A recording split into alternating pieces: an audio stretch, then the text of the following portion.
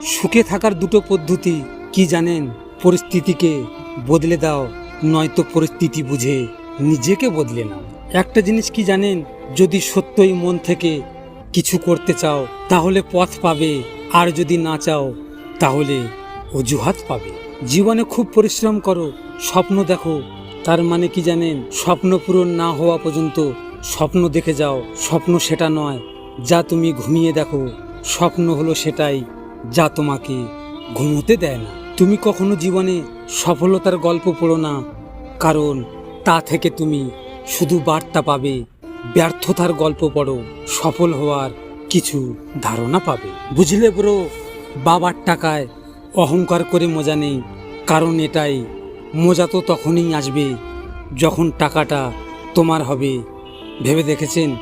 আর অহংকার তোমার বাবার হবে। জানেন, মানুষ আপনাকে হিংসা করে তিনটি কারণে। এক, যখন তারা আপনার অবস্থায় পৌঁছতে পারে না। দুই, আপনার যা আছে তাদের সেগুলো নেই। তিন, তারা আপনার মতো হতে চায় কিন্তু পারে না।